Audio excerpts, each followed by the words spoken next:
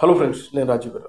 ఈరోజు ఒక న్యూస్ మాత్రం బాగా వైరల్ అవుతుంది. అదే జనసేన పార్టీకి సంబంధించినటువంటి ఎమ్మెల్యేలు నాదెండ్ల మనోహర్తో సహా ఎమ్మెల్యేలందరూ విజయవాడలోని ఒక హోటల్లో రహస్యంగా భేటీ అయ్యారనేది ఒక న్యూస్ మాత్రం బాగా వైరల్ అవుతుంది. ఈనాడు, ఆంధ్ర జ్యోతి తప్పితే మిగతా అన్ని పేపర్లు కూడా ఈ విషయాన్ని రాశాయి. దీనిపై పెద్ద ఎత్తున చర్చ కూడా జరుగుతూ ఉంది. అయితే జనసేన పార్టీకి సంబంధించినటువంటి దాదాపు 18 మంది ఎమ్మెల్యేలు నాదెండ్ల మనోహర్తో మీట్ అయ్యారట.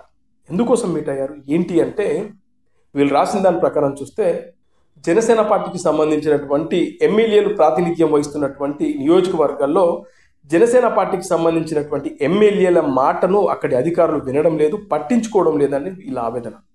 ముఖ్యంగా అక్కడ తెలుగుదేశం పార్టీకి సంబంధించినటువంటి నాయకుల మాటనే వింటున్నారు. అంటే ఎమ్మెల్యే మాట వినకుండా తెలుగుదేశం పార్టీ మాజీ ఎమ్మెల్యేల మాటలు అక్కడి అధికారులు వింటున్నారనేది వాళ్ళు నాదెండ్ల మనోహర్ దృష్టికి తీసుకొచ్చారు.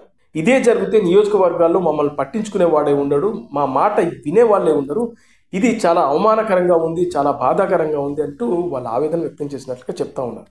అంతేకాకుండా తెలుగుదేశం పార్టీ ఎమ్మెల్యేలు ప్రాతినిధ్యం వహిస్తున్నటువంటి నియోజకవర్గాల్లో అక్కడి అధికారులు ఆ ఎమ్మెల్యేల మాట వింటున్నారు, కానీ మా మాట మా నియోజకవర్గాలకు సంబంధించినటువంటి అధికారులు వినడం లేదు అనేది వీళ్ళ ప్రధాన ఆరోపణ, ఆవేదన.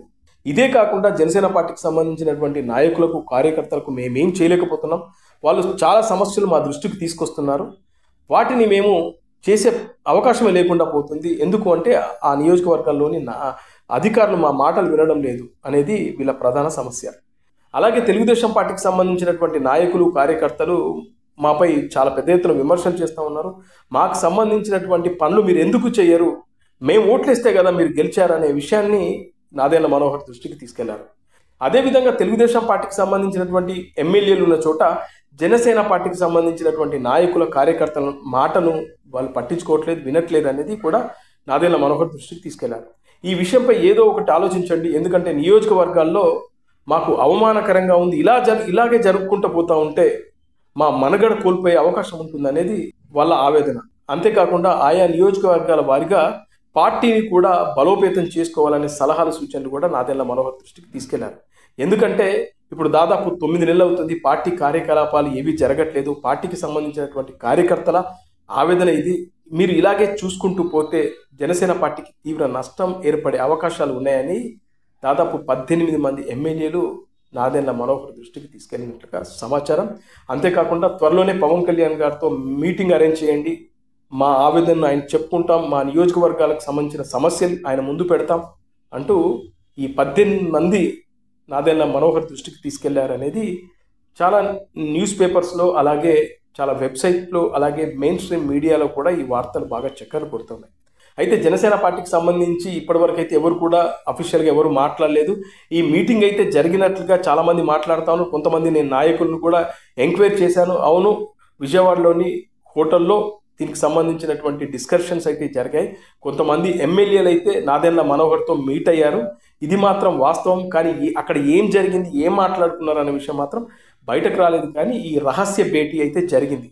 ఒకవేళ ఆ భేటీలో ఇప్పుడు ఇందాక ఈ న్యూస్ పేపర్స్ కానీ, వెబ్సైట్లు కానీ రాసిన ప్రకారం జనసేన ఎమ్మెల్యేలకు, తెలుగుదేశం పార్టీ ఎమ్మెల్యేలకు మధ్యన పడట్లేదా, లేదా జనసేన ఎమ్మెల్యేలకు అధికారులు సహకరించడం లేదా, అదే జరిగితే పవన్ కళ్యాణ్ గారు ఎలాంటి నిర్ణయం తీసుకుంటారు, ఏం జరగబోతుందనే ఒక ఇంట్రెస్టింగ్ ఒక చర్చ అయితే జరుగుతూ ఉంది. అంతేకాకుండా చాలా సందర్భాల్లో కార్యకర్తలు కూడా ఇదే విషయాన్ని ప్రస్తావిస్తున్నారు.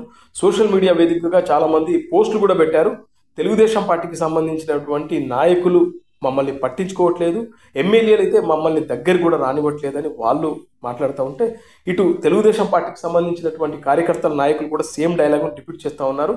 జనసేన పార్టీ ఎమ్మెల్యేలు ఉన్న చోట మమ్మల్ని పట్టించుకోవట్లేదని వాళ్ళు అంటున్నారు. అయితే జనసేన పార్టీ అధినేత పవన్ కళ్యాణ్ గారు, చంద్రబాబు నాయుడు గారు ఇద్దరు కూర్చొని ఈ సమస్యకు ఒక పరిష్కారం తీసుకొస్తే బాగుండని కార్యకర్తలు, నాయకులు మాట్లాడుతూ ఉన్నారు. దీనిపై పూర్తి వివరాలు త్వరలోనే, అంటే నిజంగానే రహస్యంగా జరిగిందా, దీనికి సంబంధించిన పూర్తి వివరాలు సేకరించే పనిలో ఉన్నాం. త్వరలోనే మీకు దీనికి సంబంధించిన మరో వీడియో కూడా చేసే అవకాశం ఉంది.